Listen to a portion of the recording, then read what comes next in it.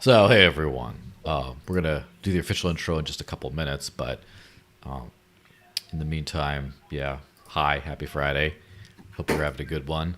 Sorry, I look a little weird, just my lighting setup freaking broke on me. And we were talking about it before about how ring lights suck. And also, it just makes me look like I have like an OnlyFans or something, but that's a different story. But yeah, so how have you been, Kurt? Have you recovered? So yeah, I've had a crazy few weeks. I had COVID a few weeks ago, which was Sorry. fun because it ripped through the whole house. Actually, the kids are sick again too, so I'm not really sure what's going on. But it seems like every 3 weeks, if you have toddlers, they're sick again, and then I get every like fifth bout of it. So that's great. And then yeah, I got something of a sports injury last Monday. I won't go into detail about, but recovering nicely. All things considered, kind of a wild Monday Tuesday last week, but I'm on my feet. I'm moving around. I expect to be back working out gingerly in another few weeks, so I'll be fine. Yeah, that'll be nice. Well, Yeah, it's good to know that everything's back on track. yeah, That is something that's kind of funny. I've had very few lifetime injuries, which is phenomenal.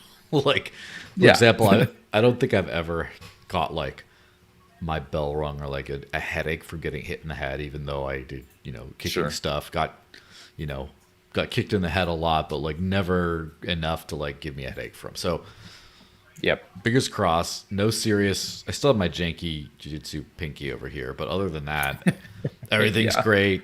Yep. Last week, some Yeah, I get dude the I get did the like, finger yeah, arthritis. That's the thing you all get if you're gonna grapple. yeah, the gi punishment.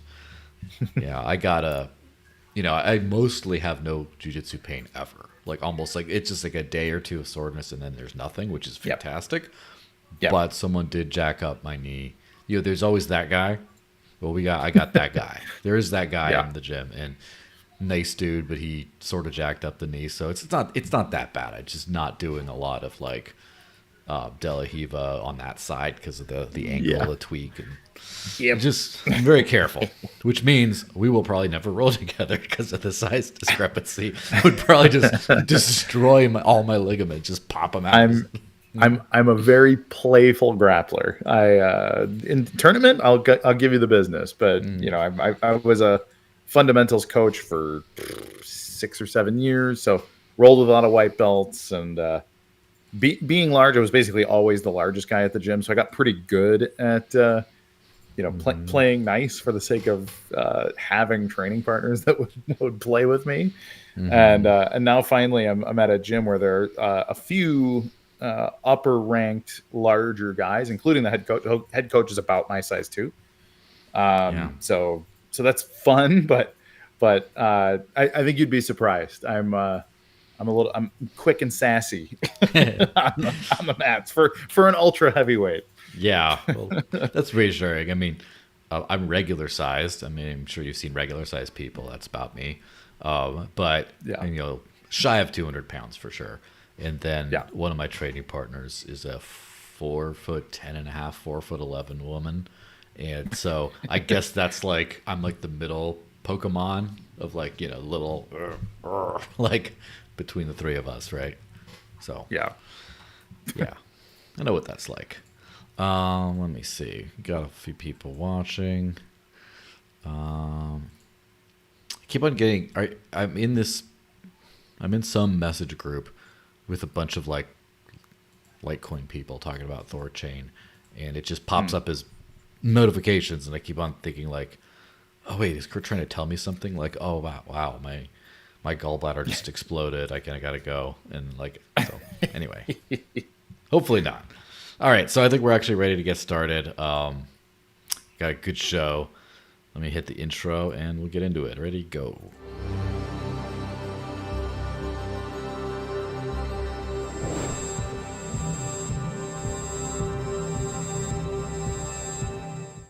So, hey everyone, happy Friday. Welcome to episode 137 of the Digital Cash Rundown. Hope you've had a great week so far. I'm joined by the one and only, I think, Kurt Wuckert Jr. I don't know of any others, but how's it going, man? I am the second Kurt Wuckert, but I am the only Kurt Wuckert Jr. So yeah, quite well. Yeah, it's always trips me out when there's like, sometimes there's the second, and a lot of people don't know that that's not Junior. That's a little different from Junior. It is Yep. Junior is the second, but it's not the second. So Yep. that works out. But so everyone watching, thanks for watching. It's great on YouTube, on Odyssey, as long as that's still around, and now on Twitter. So if you go to @thedesertlinks, it's just through my profile, and always does way better than everything else. Who knows? Who knows why? Maybe Elon might be onto something. I just hope he approves my subscriber petition because I've been like 8 months for that. And they're kind of. I'm not the only one. From what I hear, another person you'll know of who's a crypto person has also been unapproved for a long time. But it is what it is. I'll petition him. Maybe I'll get big enough. Maybe I'll have to subscribe to Elon so and just shit post on all his things and just get in there and be like, yo. That is the hack a little bit. Yeah. Yeah. So if you have one of my NFTs, you can go into the Digital Cash Rundown channel in my Discord. Otherwise, just throw into you just can roll the dice if I'm going to answer your questions or not in the live chat. I do have YouTube like fiat super chats that, of course, will be crypto backend for me.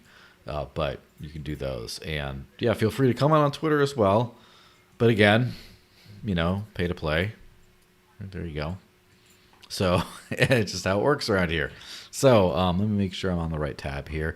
Let's scooch over to the first of the story. So I don't know if anyone's noticed, but Bitcoin's been expensive these days, which is something I could say anytime since 2016, kind of, but especially right now. You said something about $100 fees. I didn't see $100 average or median anywhere.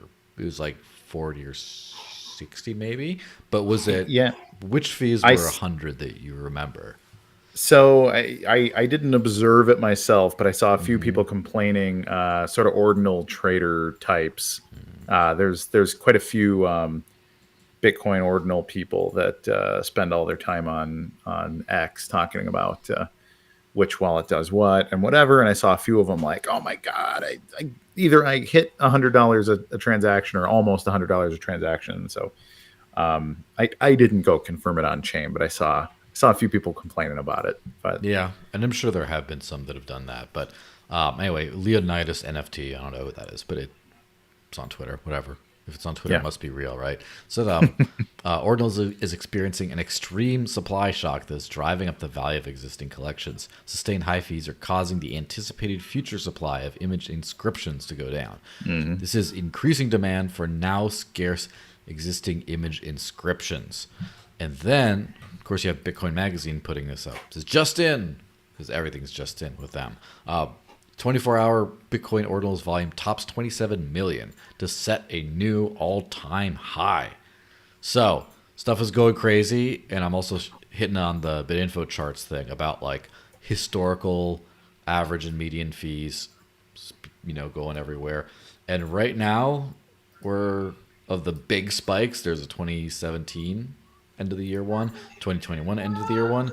Then the first Ordinals one in like May or so, the first big one. And then now there's another one. So the heartbeat is happening faster and faster, and we're getting crazy. So first of all, do you know anyone who uses BTC like the actual chain? For a long time, the answer was no. Like a pretty good gap from 2017 until maybe January of this year. But all of a sudden, this Ordinals craze really brought a bunch of people back to doing something in the BTC space. And I'm friends with the creator of Ordinals Wallet. It's the same people that created Twetch, Elon Moist, the enigmatic frog of social media. But they're if not the most used, they're one of the most used tools in the ordinal space, and they're doing pretty good volume. It kind of turned into a frenzy. That's what's driving all of the fees over there on the Bitcoin core chain right now too. So I guess in short, the answer is yes, but it seems very specifically, I mean, they're JPEG trading. So good for them. Revenue's revenue. If you're in the business side of all of that, you're doing quite well for yourself. So I guess that's a good thing, but it's also, you're kind of seeing the wit's end of what that network is capable of. And just like it was 6 or 7 years ago, it's like maybe 200,000 or 300,000 transactions a day before it literally starts, the wheels are flying off the cart, basically. Yeah, it's so the most interesting part of the stat has been the flippening, the re-flippening in the other direction, which I'm putting up here, my favorite crypto adoption site out there, cryptofees.info. Bitcoin, BTC, has the top 1-day fees, total fees of any network out there. Usually Ethereum is hogging this thing up, which has like, what is it, 8.445 million in 1-day fees, and it's 11.6 for Bitcoin. Now, if you look at the 7-day average fee, Ethereum's at 9 daily, and Bitcoin's at 5. So this is definitely a spike for Bitcoin. It's not consistent, but it still is. It's like the network that's producing the most money. I think the fee and reward percentage, which is usually like 3% or something for Bitcoin, it's almost all coin issuance. I think it's something like 25% right now, which is like, that's not bad. That's a lot. So all in all, from a Bitcoin standpoint, as far as like considering the living network as a business, this is all good, right? Now, where the curveball starts hit, I don't want to, I'm not doing this to pick on homeboy here, but my friend, your friend and mine, hopefully, Lorenzo Rey, who's a BTCer, a very good guy, a very like good libertarian kind of, he's always talking about the right stuff. And I actually interviewed him because he does live basically 95% off of crypto, and Nice. he's walking the walk actually. So all that saying, he just said, I just had my first ever Lightning payment fail using Phoenix Wallet. Any idea why? I saw this tweet. Yeah. And yeah, so there's some effects because you do need some on-chain stuff. In this case, he was trying to send to someone using the Moon Wallet, which is, it's just like everything I hate about the Bitcoin space, because it's just so you could pretend you can make a product that kind of works. Yeah. And you could say it's Lightning, and you can say it's non-custodial. Look, checkmate, Bcashers, like that's kind of the entire reason for this thing to exist. It's a Lightning wallet. It's basically an on-chain wallet that just swaps to Lightning for every transaction. And so because there's an on-chain transaction here, someone's trying to route like $150 payment to a Moon user, and the fee is going to be like a good chunk of that, like probably 20, 30, maybe $40 or something. And so that's why it failed. Yeah, you'd think. So for Lightning users, obviously the Lightning back and forth itself isn't at all affected by this, but the experience of using Lightning is very much affected. So the payments, payments use case go down, Monkey JPEG use case go up. Yep. Well, and that's it's funny. It's as a big blocker and a really contentious Bitcoiner. It's what I've been saying since before the Bitcoin Cash split happened. It's literally like, hey, if you're going to build something that works, use the technology that's there. Like a blockchain is itself complicated enough. It's not all roses and sunshine over in developing apps that use just a blockchain. But when you add the exponential problems, just the exponential complexity. So if you have an idea and you say, shoot, this idea doesn't really scale, no engineer should try to fix that problem by adding complexity. And Lightning is a lot more complex than Bitcoin itself. And so, this was even at face value, even before hearing or looking at it, I ended up doing some serious testing of the Lightning of like circa 2017 and 18, and it was just like an absolute nightmare. Like, and I'm a former IT professional and a cybersecurity pro, and I could get it to go. Like it's good, and you would get some payments to work, but it was like, I mean, the UX was a nightmare. The anything over back then, it was anything over even $50 was almost it was probably 50-50 in my experience, whether it would pass fail, whether it would work at all. As I understand it, that's gotten a bit better, but we're a couple hundred, I think now. Yeah, but it's now we're like 8 years down the road, and some of the key engineers of the technology are saying like this is a dead end. We should have quit long ago. And I just think that's obvious from like a first principles of computer science and technical design, is that you can't take a problem of a simple system and fix it with more complexity. And that was Lightning from the get-go. So none of this is shocking. And I think it's fascinating that now, since 2017, when the big blockers split from the small blockers, now, everything that's paying the miners and stuff on BTC, the small block Bitcoin chain, is on-chain script, unlocking, relocking, token trades, partially signed Bitcoin transactions, use of the Bitcoin script stack, and monkey JPEGs. And of course, the most toxic of the small blockers hate it. Like, this is a terrorist attack against the ledger, But the funny thing about that is the free market is undefeated, and you had central planner people who weren't just saying, okay, well, if Bitcoin scales and does this way, there might be some issues with centralization around nodes and stuff like that. Let's try to figure out those problems and test what happens along the way and all this kind of stuff. Instead of saying that, they're like, nope, we know the future. This is how things have got to be. We're going to restrict the block size to 1 megabyte.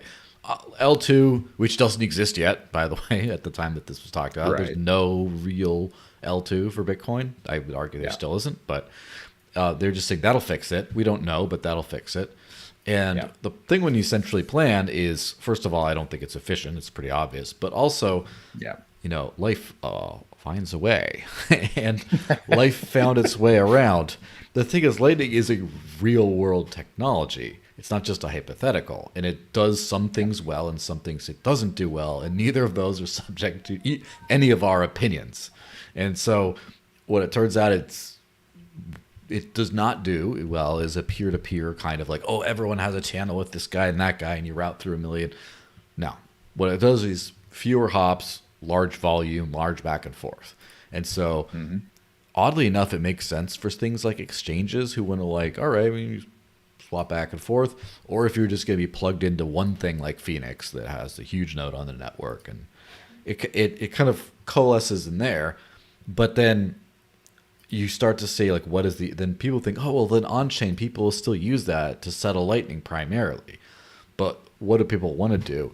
They consider Bitcoin, BTC, Bitcoin to be the most secure or trustworthy, immutable chain in the world. The market seems to believe that today.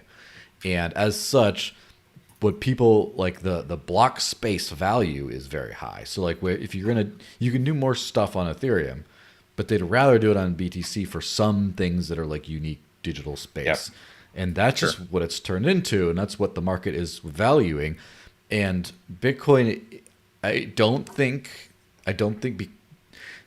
this model is going to work forever because it's not optimized for that. They're literally optimizing for everything but that. And at some point, you got to optimize for what works. But it does seem to be where things are going for now, and it's just not where any of the central planners planned for it to go.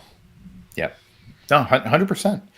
I mean, as far as Lightning goes, I mean, even this concept of L2 is pretty loosely used a term. Like, when you look at the internet stack, people say, well, the internet scales in layers. Like, yes, but like the things that you're calling a layer 2 in the Bitcoin universe doesn't scale the way the internet scales. Like, that's not how you've implemented it.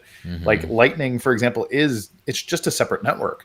They have completely separate nodes that it has their own security policy that like they do things. They work separately from Bitcoin, which is why many people may or may not be aware, but you can open a channel on BTC and you can close it on Litecoin because you're it's essentially a bridge. It is a separate network that's acting as a bridge. It is not, in fact, an L2.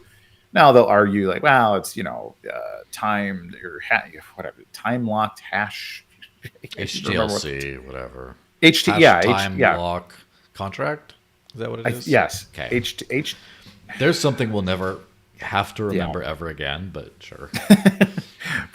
But what they're doing is you're essentially you're creating a very simple smart contract on BTC that your Lightning node is listening to on that network, and when it achieves that thing, which are Lightning channel open by locking coins in a SegWit address, you can move them onto Lightning, and then you're transacting on this totally separate network.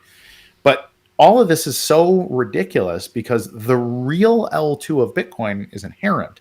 So like Bitcoin has a script language. It is based on the fourth coding language, which is old school. Like the fourth is, all gray-haired men at this point, the program down to the metal, but that's neither here nor there. You could do payment channels in Bitcoin in 2010. Because you have nlock time, you do the same thing. You create essentially a multi-sig wallet that locks your coins, and then you open up an on-chain contract that uses Bitcoin script. You can transact through that channel. You can close it with a Bitcoin transaction, and like that's a fundamental property of the original Bitcoin network. Now, I don't know how that's implemented in BTC at this point because there's been a lot of small tinkering and also some pretty large tampering with Bitcoin script over the years. So, and it continues to change with a lot of these soft fork changes. So I'm not positive that any of that would work now in BTC, but the point remains is that they broke a thing, created another thing to patch it. This is kind of like the federal government solving for broken legs by breaking your leg first, like this is, just a really silly principle, and now they're harvesting that fruit, just ridiculous, truly tragic. Like I laugh about it sometimes because it's basically and I told you so, but truly, I mean, the real victim is Bitcoin and our freedoms and the things that we could have created over the last decade now, instead of bickering over the right way to use a distributed database, which seemed, it's like the nerdiest thing to hate people over. Absolutely. And it's kind of weird that when people just start deciding what Bitcoin should be for, and it's a very interesting split of definitions, because it used to be what Bitcoin should be able to do. And if it can do this, then anything else it can do is just fine, as long as it can do the one thing you really care about. And so when people did like Satoshi Dice, like I don't know if I was around back then. I wasn't paying attention back then, let's just say. But I knew of it. I wasn't a user. Yeah. Were people saying, like, this is ruining? Were people like losing their shit over that or not? Oh, absolutely. It was. In fact, I would argue that was the thing that started the real Bitcoin civil war. Was like 2015, because I don't remember exactly the details, but it had some use of op return. And as you're well aware, most people, when a new software update comes out, you just upgrade because you want to be on the latest version. So most people, while pretending to be super cypherpunk, are actually just like, oh, cool, update my node, like done. And I think it was 2015. It may have been 2016, but Luke Jr. pushed an update that had a heavily reduced, I think it was cut in half, if I recall, op return. And so if you had anything that threw something into op return as a reference point, and it was bigger than the op return, it became an invalid transaction at that point, or it just wouldn't work. So so that killed Satoshi Dice. It killed counterparty tokens. It killed a whole bunch of them. There was a laundry list of things that essentially just back in the day died. So so it's kind of funny how, like, I guess the idea behind those limitations, I mean, I'm Steelman here, right? The Steelman's idea behind these limitations was to make sure that Bitcoin still will work for uncensorable money. And of course, didn't turn out that way. But it's kind of funny about how like people argue about what it should be able to do, or if people are using it the wrong way. It's like it becomes a little weird, which is why I have taken to tormenting them. So I got to put up my meme I made today, which I don't think has gotten nearly as much traction on the internet as it's gotten in my own heart. I'm laughing at my own stupid meme all the time. But so I put up this tweet I did. I said, Bitcoin, a peer-to-peer electronic monkey system. Bitcoin flipping Ethereum is the crypto with the highest total fees. Not because of some Lightning Network activity, but because of Ordinals, NFTs, monkey JPEGs. Stop trying to build stuff. Return to monkey. And then it's the was it like reject modernity, return to monkey with this orangutan reaching at the camera thing. Except I legit laughed when I saw you post that. Reject store of value, return to monkey with like the Bitcoin eyes. I should have done laser eyes, but then the problem is the laser eyes aren't into this. So oddly enough, I've been ranting about Bitcoin's security problem, security ticking time bomb, as I've called it, for a long time, because the inflation, the coin issuance is going down, and the fees are supposed to, according to Satoshi, replace that. And they just haven't been, because there's a limit to how much people will pay to send and receive Bitcoin. It's like they'll pay around 50 cents to $1 typically. Under super congestion, they'll pay a few dollars to like $10. But that's just a hard cap on revenue for the network. And so I think a lot of people, like a lot of maxis, have been thinking like, oh, well, institutions will move it around and everyone else will use Lightning and all this and that. But no, monkey. That's why. Monkey will move it around. Yes. And so now the Ordinals thing, which is kind of, which again is using technology implemented supposedly to make these like layer 2 sidechain kind of things easier to use in Bitcoin. The free market says, monkey. No, it's going to be monkey. Right. And so it's monkey. So then they're doing, Ordinals and stuff like that. And that's solving Bitcoin's problem, oddly enough. Yep. It's at least for now. It's solving Bitcoin's problem of the net. Like the network is actually doing well. My concerns are alleviated, sort of, for now. Yeah. But it further, I think, will kill whatever lingering as money adoption Bitcoin had. It's just stamp it out, no pun intended, right? Stamp it out, and then obviously that will go elsewhere. But also, a lot of Bitcoin has limped along under the idea that it's still uncensorable digital money that you use. And even though it's like not really, it's been kind of broken for a while, it's still worked like that for marketing purposes. But if the fees are consistently this high because they need to for the network to work, and it's consistently 94% monkey data, then at that point the branding collapses. Sailor has to become the monkey sailor, and like it just doesn't work. There's going to be a shift, and I don't think the Bitcoin's going to shift to, yes, we are the prime database storage system for cool stuff, and which they could work maybe, but I don't think they're going to do that. I think it's going to be a big identity crisis that Bitcoin's already been going through. It'll be a civil war, right? Well, and that's the thing. Your small blockers think they're invincible. Actually, they don't think they're invincible. They say they think they're invincible, and so they get really, really triggered when anything happens that they have not deemed appropriate on the network. But no, you're absolutely right. It's literally, it's a social coup. It is the free market saying, you know what? Like, if I'm willing to spend a few $100 or a few $1,000, or shoot, in some cases, hundreds of thousands of dollars to mint a collection, it's a public network. And so, there have been some serious talks about like, well, they're sitting in the witness data, which technically we can prune. And so maybe we should all like update our nodes to prune that data so people lose their JPEGs and blah, blah, blah, blah, blah. And it's just like this absurd obsession with this notion that a hard money must be useless.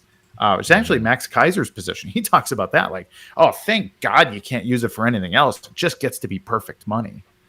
Yeah. Like, you know, Max is an interesting guy, though, because I don't believe anything he says because I know he doesn't either. It's like a lot of these Maxis do believe a lot of what they say. He does not. I mean, he's a professional comedian before getting into actually shilling silver. For anybody from the precious metal era that preceded Bitcoin, you may recall Max selling precious metals in much the same way that he sells Bitcoin. So I don't know if any of that content still exists anywhere, but it would Probably be does. pretty fun to splice some of that in. I think that's how people heard about him because he got into that. He got into Bitcoin early, talking about it with all the flair for the dramatic and stuff. And then, of course, he dabbled in Max Coin. He did some promo stuff for Dash for like a little bit. He did some other stuff. But then I guess he just, which way is the wind blowing? What with Bitcoin, when he found out, like, I can literally be a dictator's pet. And he's just like, awesome. So he's basically, I wouldn't say retired, but almost, just by being like the grima worm tongue or whatever to Bukele. And so, like, I think he's got his, and if you look at his posts, I think a lot of it is him, he's having fun. He's saying the most ridiculous nonsense just to see how far he can go before some of his supporters say, wait, what did you say? So I don't think he's stupid or ridiculous or anything. I just think he's probably evil, but that's a different. Well, he's completely Machiavellian. I mean, I've been saying it since day one, since this El Salvador announcement, the day that it happened. God, now what? 2.5 years ago? Like, guys, this guy's a military dictator. He came to power and like brought the military into the halls of his Congress to threaten everybody and let everyone know exactly how heavy his fist would be. And like, so now you get these pseudo libertarian laser eye people who are like, yeah, I'm moving to El Salvador where we get to be free because Bitcoin. It's like, wow. Okay. Yeah, and I'm kind of two minds about that whole situation. Obviously, in terms of like, I'm always pro freedom. I like the more freedom, the better, all that kind of stuff. The other side, I won't say devil's advocate, but like the to be fair side is, to be fair, introducing a network legal status to a monetary, again, allegedly monetary network that's not. It's not a fiat currency. Monetary network. Monetary network. Bringing in Monkey does help. I mean, it's an improvement over the current, whatever, or U.S. dollar system. But also, like, the certain liberalization of some laws regarding cryptocurrency, capital gains, things like that, is a good thing. To attract, I mean, expat thing is so hot right now, and to basically signal super hard that, like, look, if you're a crypto bro expat, El Salvador is a place to you. That's like a business move. That's a business move, and it's a strong move. It's fine, right? It's Puerto Rico 5 years ago. Yeah, and from the standpoint of growing the prosperity of the island, I think it's working out so far. Who knows how it'll be long term? Who knows if he's going to gamble the Bitcoin way, or he's going to like accidentally like open up a short or something and just destroy the. Well, that's the real concern. Like Bitcoin, like it's a transparent public ledger. It's this perfect money. Blah blah blah blah blah. It's being held privately. The addresses are not known. There is no public audit. It's just some military dictator in a third world country saying, we bought this much more Bitcoin with our dollars.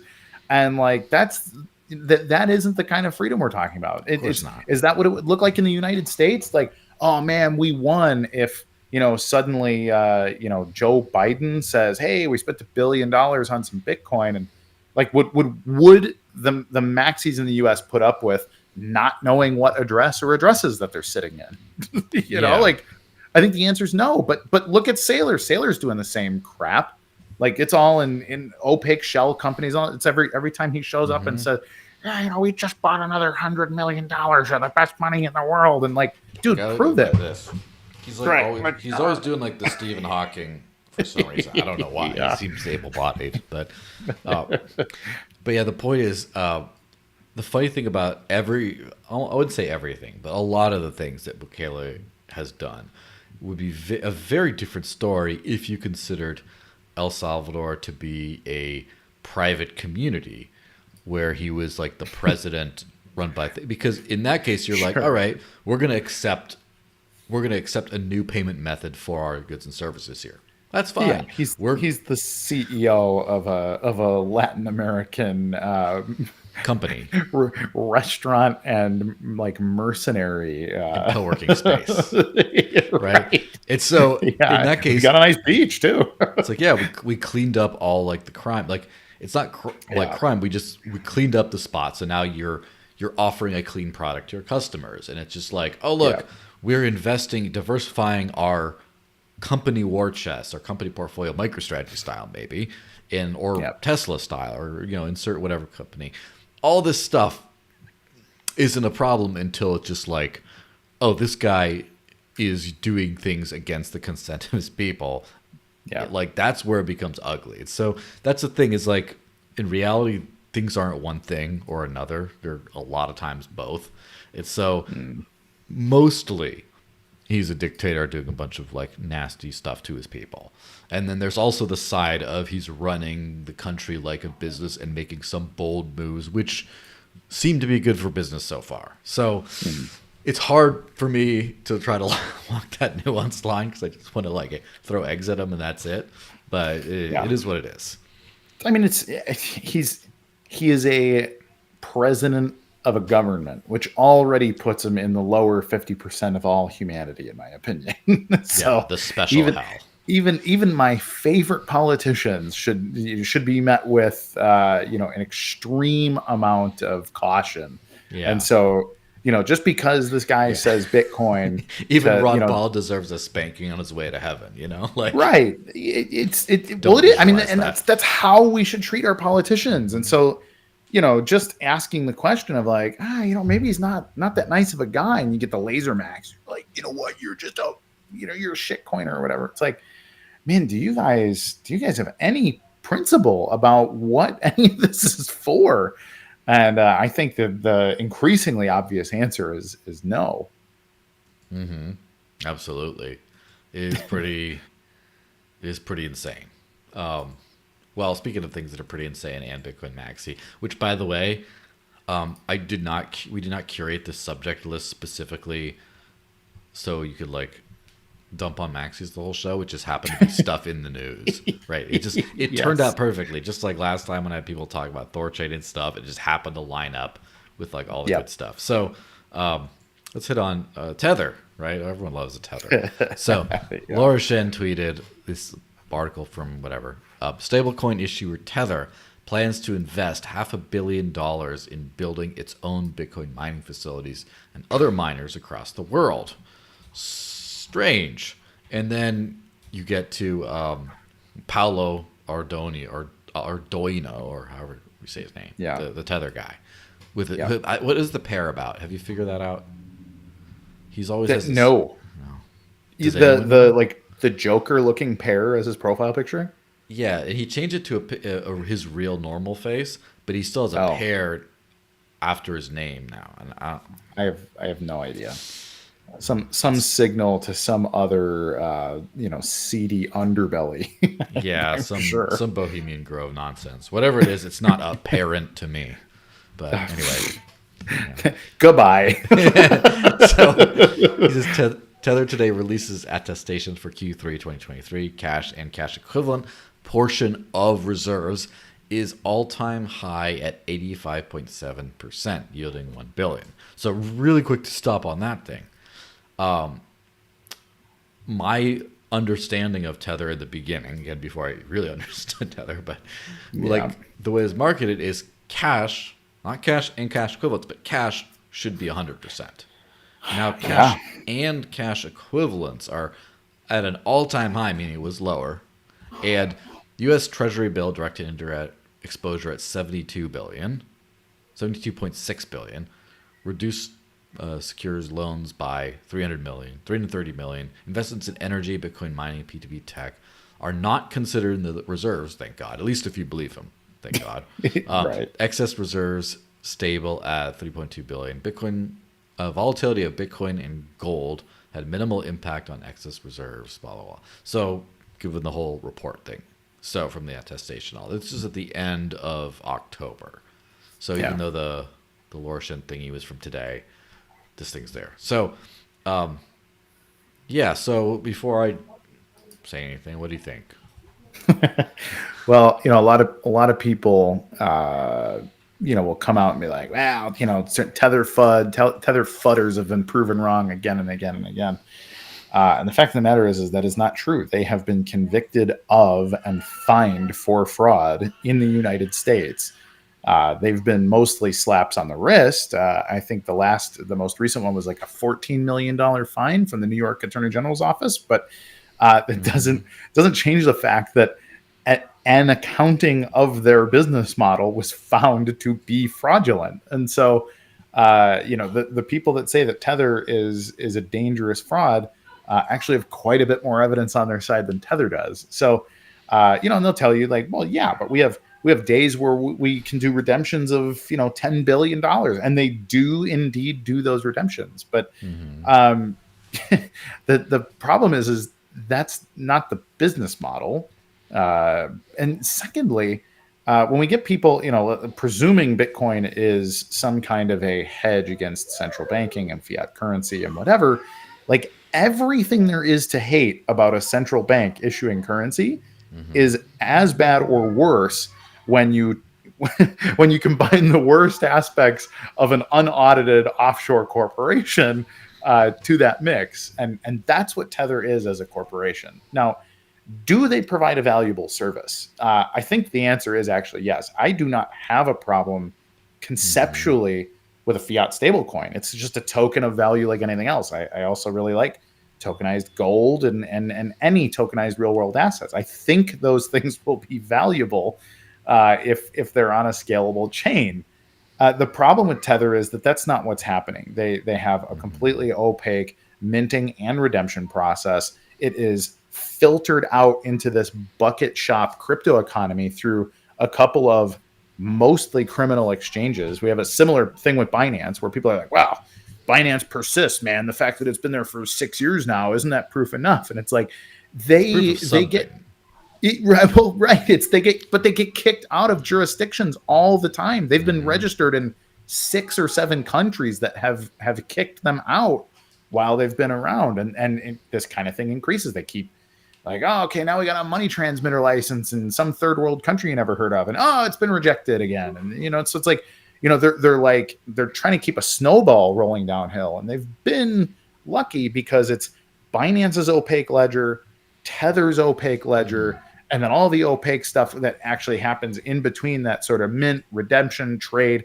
and then Deltec bank process that's going on where, the Tether actually gets turned into fiat occasionally. And you have this massive process that literally nobody understands unless you're an executive at Tether or probably also a pretty high level executive at a couple of these exchanges. But there's been a lot to learn watching the Sam Bankman-Fried stuff too. Yeah, like they were the most regulated exchange ever. They were all the things about FTX that were like, hey, they're A-OK. Like the problems at FTX are the exact same problems that exist at Binance.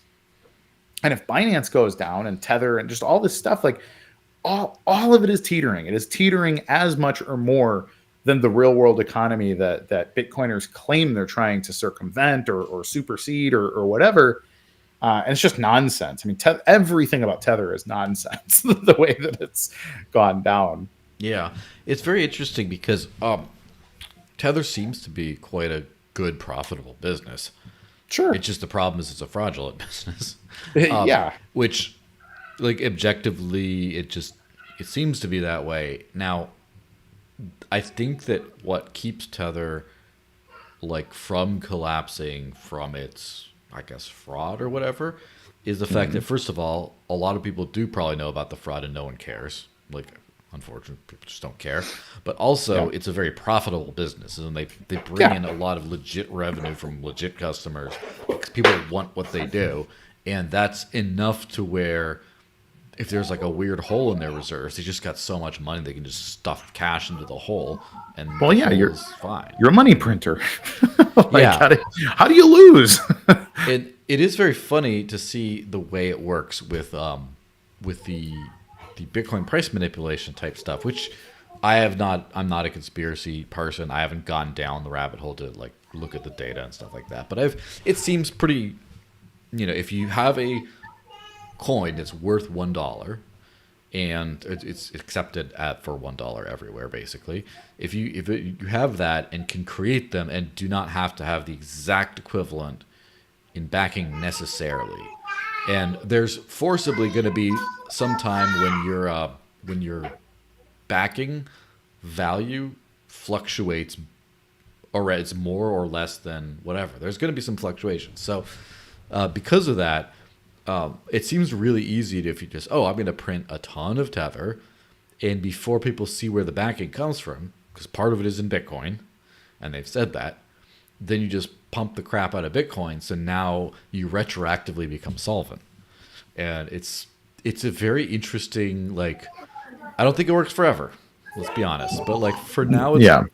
for now it's working for when you need it to, for when just revenue and fees and stuff are making up for it. It's full faith and credit. I mean, it's what makes the United States and the United States dollar work, is literally the, like, where else are you going to go, man? We're the most liquid. We got the biggest military and the biggest economy, and our dollar's accepted everywhere. Like, do you know how hard that is to replace the network effect of our dollar? Shoddy as it is, it's like, yeah, but the logistics of fighting it are just, I mean, we've got, what is it now? 12 of the basically the second biggest countries in the world. You got the BRICS nations are out there like, yeah, we're gonna use gold, we're gonna do all this stuff, and like, So hard. honestly, never gonna happen. They're never gonna get it done. Two reasons: BRICS nations and their value of gold. They talk about, like, yeah, we're gonna use gold as the underlying asset. Problem is, if your gold isn't serialized in the Western Hemisphere, meaning if it's like Chinese or Russian gold, it's worth like 30% less than global spot. So it looks like your dollar should have X amount of gold, and therefore it's worth a certain amount. But you already have this weird arbitrage just underlying the principle that anybody in the gold market knows. They're like, cool, print your BRICS dollar, gold backs or whatever the hell they're going to be, because we're just going to create an arbitrage market for us to play in. And like, so just all of that is, I'm never going to trust Russia, and half the planet's never going to trust Russia with the money. And if you say, well, but it's Russia and China and India, and it's like there's 4 billion people on Earth who are like, yeah, Russia, China, and India can have fun in their little economy, and we're going to stay away.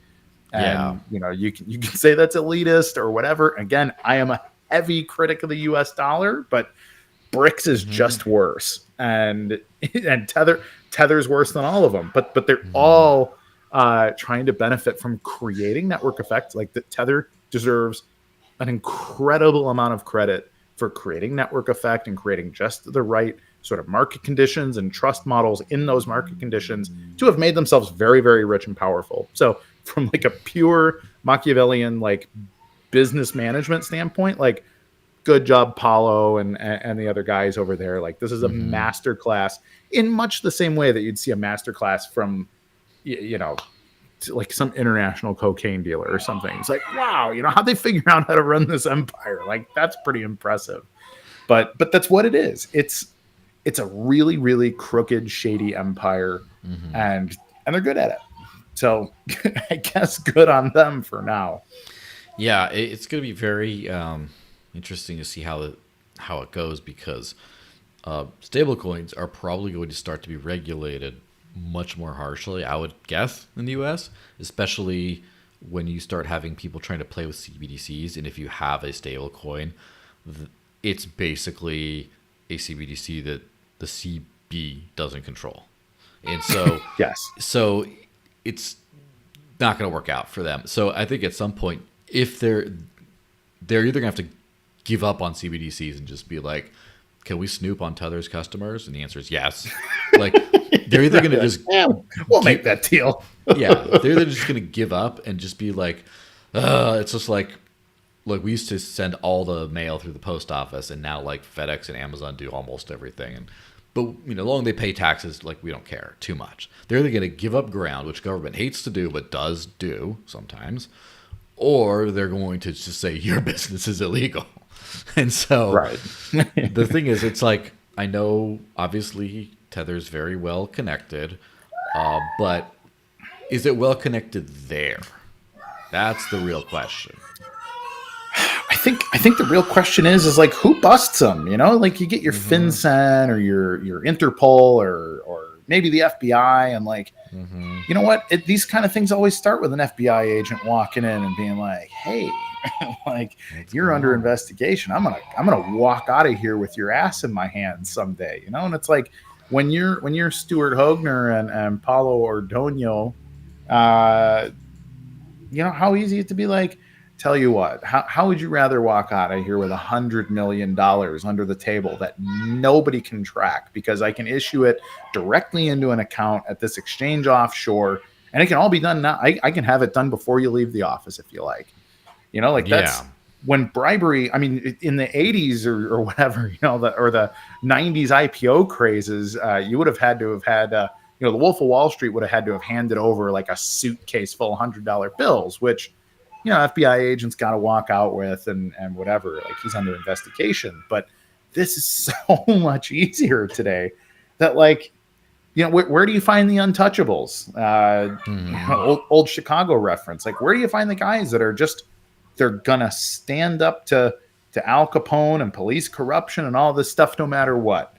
Like, there are guys out there. There are definitely some jackboot wearing cowboys that work at some of these agencies, but how do you find them, especially with that much money on the line? I mean, if you say no to the $100 million, like, okay, good hustle. How's $500 million sound? Because I can just print it right here, man. It's yours. You can be worth $500 million in the next 20 minutes if you just make this deal. Well, that's the thing. In my opinion, it's never going to be an individual enforcement thing, because I think we've seen other lesser stable coins get sort of some crackdowns happen on them, right? Sure. So like BUSD, of course, and you had like USDC with like the SEC coming after and all that kind of stuff, or whatever it was, the Paxos, and like there's all these like well-respected, well-regulated entities that have gotten just targeted. Well, Tether seems to be a lot sketchier than all of these combined, but they just haven't yet. And I think that's the effect you were just mentioning there currently. The difference is what happens when it becomes a systemic risk to the powers that be, rather than just, oh, look at these crazy criminals doing crazy things over here. What happens when it's a systemic risk? Then that's just like, there's no one agent you can pay off at that point. That it's just like, you're going to shell, poor Powell's going to share a cell with Epstein. It's like that level of like, we need to clean it out, Yeah. Well, I think that's an interesting point. Talking about, who are some of the people that have tried to overthrow the dollar in the last 20 years? You got your Saddam Hussein or Muammar Gaddafi or Bashar Assad, and some of these guys. I think all three of them ended up getting executed by their own people while being overseen by U.S. Black Ops and CIA. But so I think there is a tipping point where all of a sudden, if it's like, hey, you actually start threatening the power of the issuers of the real U.S. dollar, like, yeah, all of a sudden this gets wrapped up real tight overnight. But it's still like logistically really, really difficult to do, because the technology, and this is technological disruption. Sometimes, man, the tech just runs away with it. It's like, the government would rather we can't have encrypted communications around like 98% of the globe, but we can, and that's really a genie they can't just put back in the bottle. So it's something that they have to work around. Like, and they're not gonna try to crush it. Like, one of the lessons learned since like Vietnam, for example, is that like you can't just go to war. Like, going to war upsets people, and so we've created this concept of the proxy war. It's like, well, we'll let our, third world cousins go fight a war against our enemy's third world cousins, and that'll be real great. And like, that's one thing. But now it's turned into, no, it's all cyber warfare, man. You got guys that are, they're getting a Purple Heart because they get carpal tunnel in their thumbs from driving drone bombings from a trailer in Las Vegas, and it's like, I'm a US Air Force pilot. And so these things get like abstracted out, and they become these very new things. So all that to say, like, Paulo might not need to be arrested or threatened or any of these kind of things, because truly what you can do is, with the power of social media and social engineering and the things that they know about this stuff, is you flip the narrative on him. You have the narrative destroy him. You have a panic with Tether, and then all of a sudden people don't trust it anymore because you made everybody not trust it, but just by throwing a couple dominoes down the gauntlet. And when that happens, then all of a sudden Tether collapses, because Tether is a full faith and trust. You're just believing Tether Corporation, and that's pretty easy to topple when you need to. I'm not going to go into the ways how. Or think about it this way: what if it just becomes a situation where Tether becomes a Federal Reserve subsidiary, right? Just becomes like, hey, guess what? And then in the back run, they're running the CBDC or whatever, and because they basically say, look, you have clearly made the best CBDC in the world right now. Like, everyone's using your CBDC. That's our game. We will crush you. But what if instead of crush, it's like the whole, like, King Leonidas, join me and I'll make you a king, And it's just like, all you have to do is bow before the Federal Reserve, and you get to keep tethering, but now without looking over your shoulder all the time. And then you just get absorbed into the mechanism of the newly much more globally dominant US-based CBDC. Right. Could be that. Well, and that's a model that exists. I mean, that's literally what was done to JP Morgan. It's like, okay, well, Chase is one of the tentacles of the Federal Reserve System, and so is Bank of America, and all these other things. So no, actually, it's not a bad template to do. Be like, look, you're a commercial issuer of this asset, and the thing that you're issuing is in fact now a CBDC. Thank you for your business. Your cooperation is really, really appreciated. Like, it's like, man, was I being asked or was I being told in this business deal? Yeah. So yeah. And I mean, I would do the same. Like, if I was in a position where I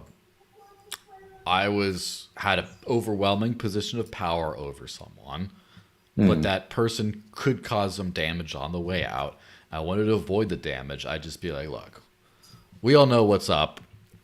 Can I give you something so you can save face and feel better about yourself and profit still? But also, I won. Sorry.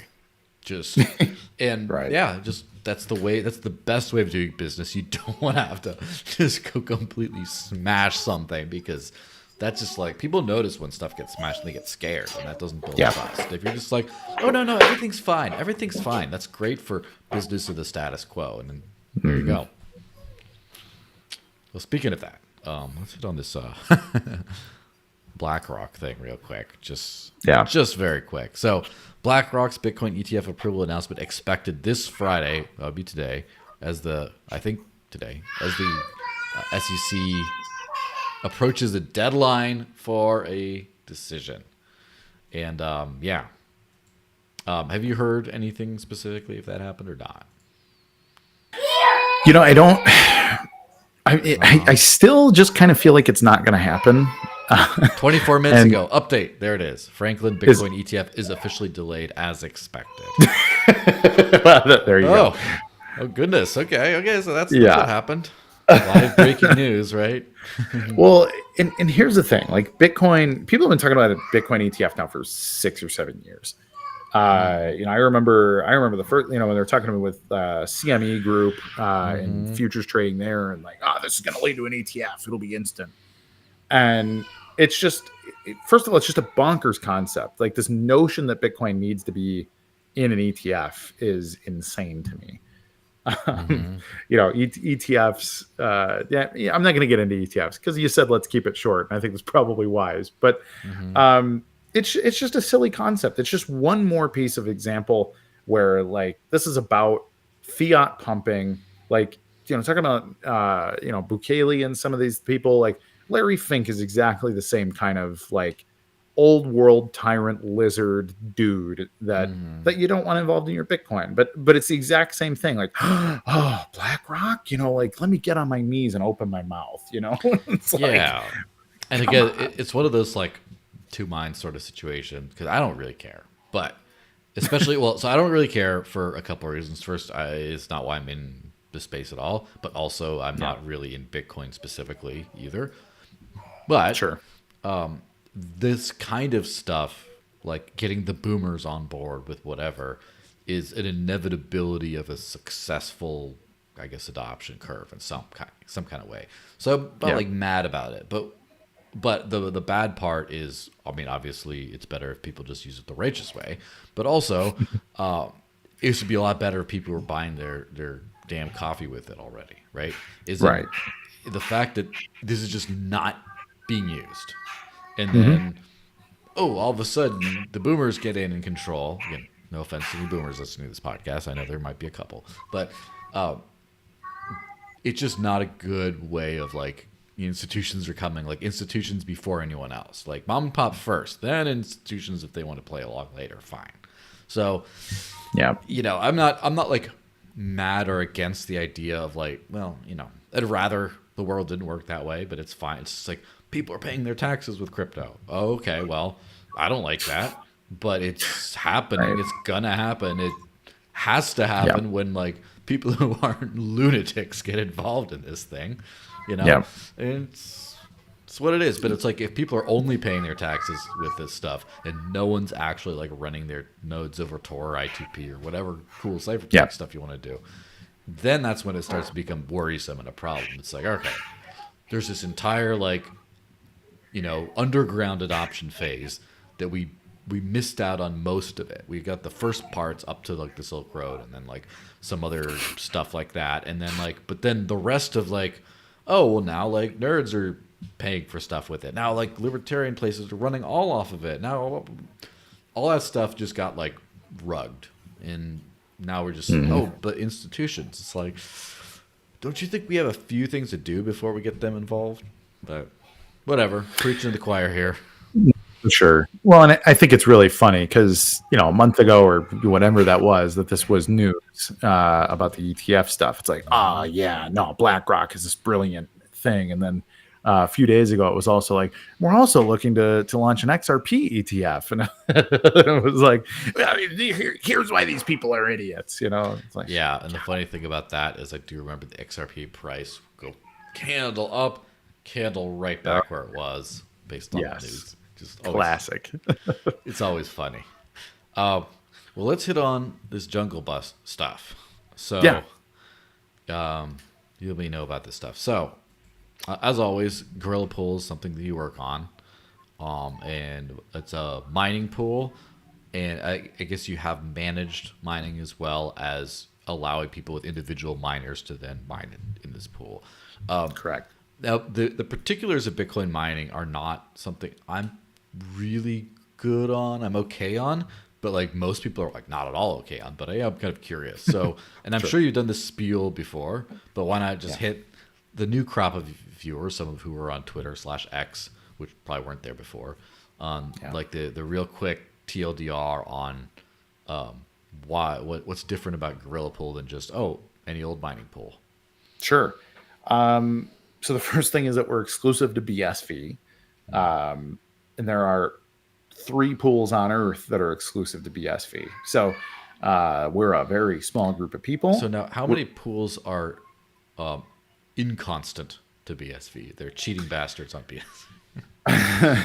BSV. Most months, there's like 6. So you have Tal, Quadlink, and GorillaPool, which are like the known entities. And then you'll usually get Mining Dutch, pro hashing, and a couple of the other, and they're just algo pools. Like I think they just run like a SHA-256 profitability algo. So when like if BSV outperforms something for the day, like all of a sudden it's like, oh, Mining Dutch mined 14 blocks that day, right? So they're not really providing any extra service or anything. They're literally just some hash power, which is fine. We appreciate their hash power anyways. But so there's like 6 of those pools, but really it's just Tal, Quadlink, and GorillaPool that are committed to the chain and running a real BSV node. I think most people are running probably a 3-year-old fork on default settings and whatever. But in BSV, running a node is a very different operation.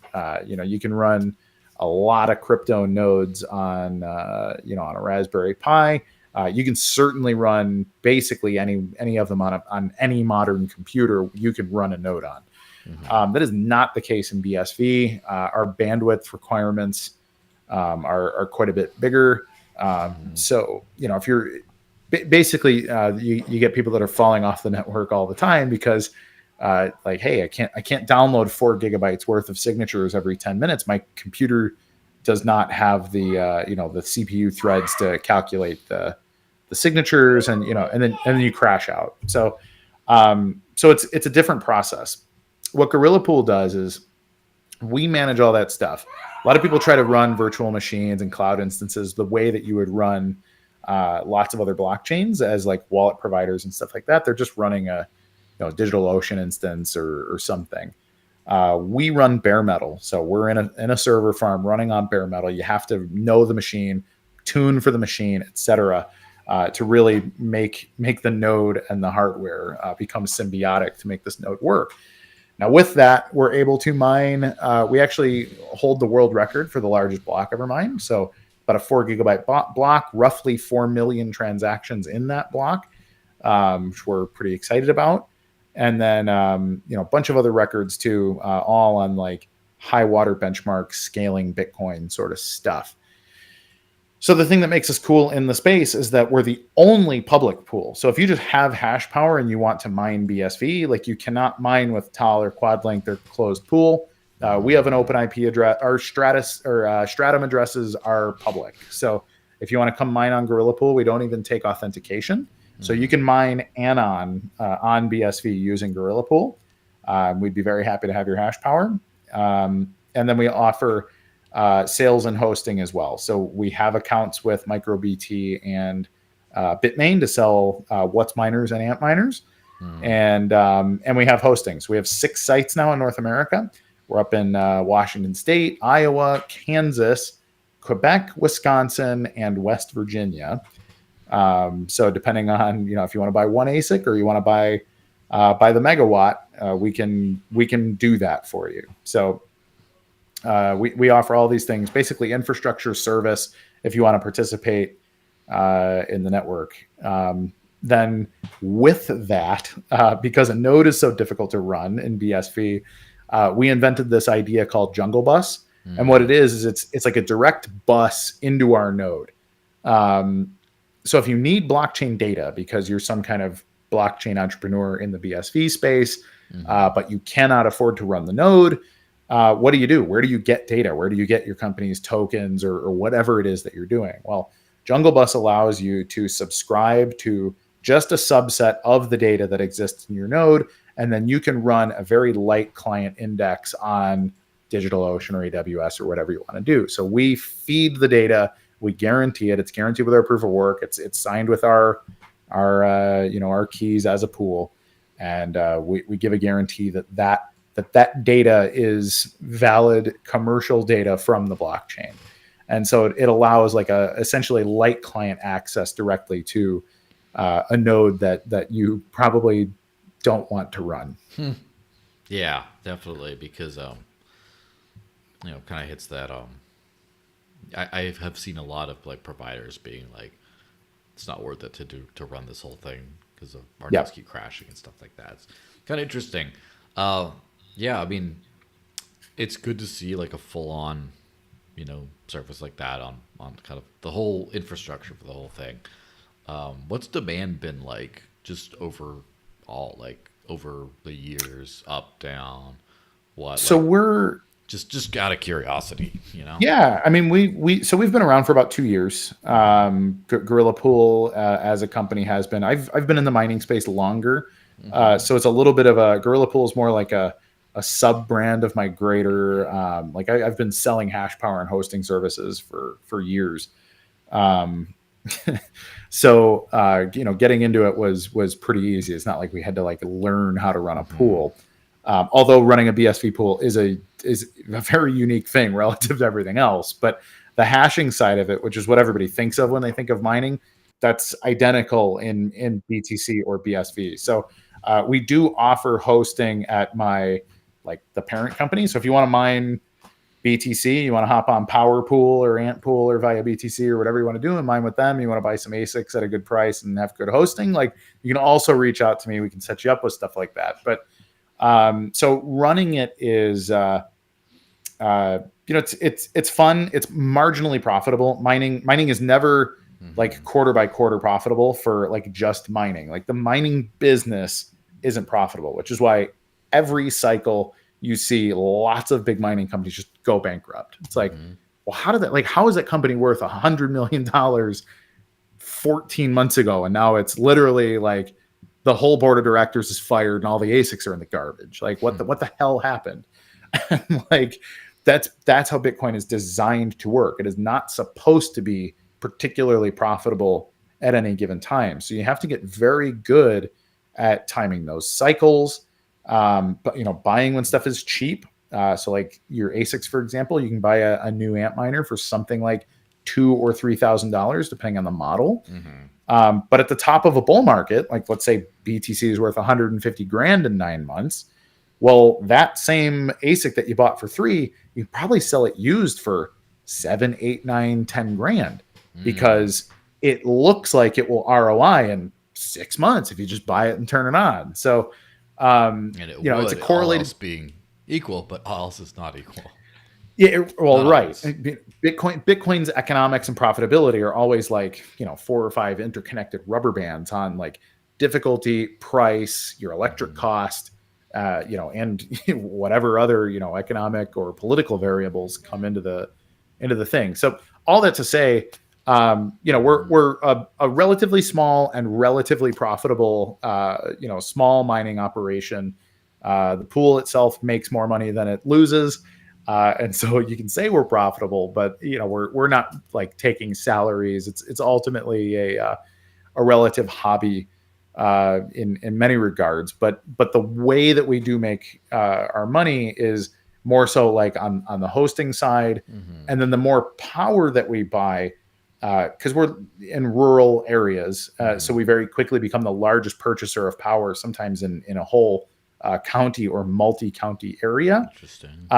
You start making your money in like power curtailment agreements or selling carbon credits, or in one of these cases, if we're using flare gas, for example, or natural gas that would just be burping out of the earth, so we're converting that into something that is otherwise, or that is economically viable. And so we can say like, hey, we're reducing this certain amount of like, it's not methane, but it's probably a little bit methane. It's natural gas would just be going into the atmosphere. And like in Canada, they will pay you for consuming that stuff that would otherwise be going into the atmosphere. And so there's lots of ways to make money on mining that isn't immediately apparent. Like it doesn't really have anything to do with like, okay, here's the cost of Bitcoin, here's the cost of power, and here's how profitable you should be.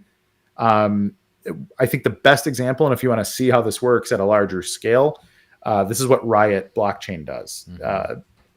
Some quarters they're mining $9 million worth of Bitcoin, but they're making $30 or $40 million worth of money off of power curtailment agreements and things like carbon credits and other related like tricks and loopholes, essentially. So that's a part of the business that really matters, that a lot of people really ignore. And the mining companies that don't do that, they go bankrupt because Bitcoin's designed to kick you out every 4 years. That's what the halvening's about. Yeah. Well, that's the funny, or at least kick some people out and then some stay. Yeah, the dumbest half leave every 4 years. Yeah, and that kind of comes a little bit for full circle because we talk about the free market in the beginning, and a lot of it seemed to be like kvetching about like, oh, Bitcoin BTC did these weird things, but a lot of it's also just I kind of admire just the free market of it, that just Sure. money finds a way to be made, and it just however like Bitcoin's there, it's this big opportunity, and it's a weirdly working opportunity that's not the way it was designed and all this kind of stuff, but it's there and people are finding a way to make money on it, and people are mining Bitcoin and they're making probably money, some people maybe hand over fist, especially when there's these big ordinal spikes. And Oh, for sure. like, oh, Yeah, that's great, it's great. Yeah. pennies from heaven, monkey from heaven. And so it's all like working out, and just like I think Bitcoin maximalists, a lot of maxi type people, through their weird obsession in like, I guess like making excuses for everything Bitcoin the way it works today, have inadvertently sort of discovered or talked well about the whole mining thing, and about how mining makes sense and isn't just this giant like drain on the economy and the environment, everything, about how it manages to monetize things that are already there, and just the way the free market kind of works out like that. And it's like, you can't have a mining business, you can't do all this unless you're mining, and you're mining it at cost or maybe a little loss or whatever, but you got to mine first, but then there are these little profit avenues here and there. And so for sure. it's kind of funny how like the free market finding its way into the corners of